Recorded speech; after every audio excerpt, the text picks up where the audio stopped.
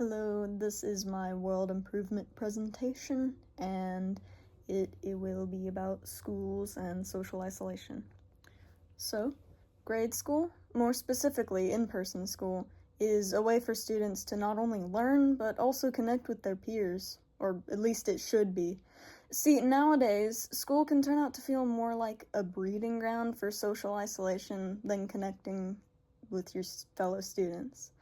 There's a number of reasons why this continues to happen, one large example being common bullying, which I myself have fallen victim to in the past. Teachers in the classroom witness the forefront of this, and I feel like they can do more to combat this issue. Teachers should push for more socialization and group activities for students to understand each other and connect more. So, how do we know this problem of isolation even exists? Well, Washington University School of Medicine conducted a study and found that judgment of others between peers in middle and high school left a large majority of students feeling like they have no one to turn to in their lives, which can eventually cause mental health concerns like clinical depression. Similarly, a study by Northwestern University saw that as they connected more with classmates and found similarities between themselves, bullying decreased drastically.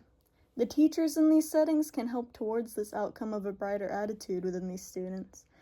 When the classroom is a time to learn, it becomes a difficulty for students to connect on a non-surface level way, which is why I believe teachers can find ways to implement more collaborative activities into their lesson plans. There are a few ways to go about this.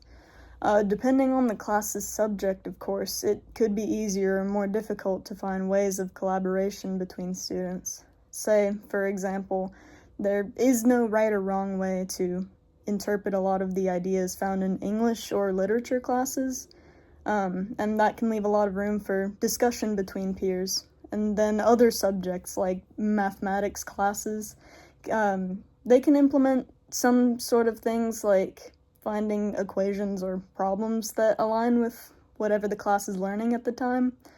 But no matter what the subject is, there is always some workaround that can be found.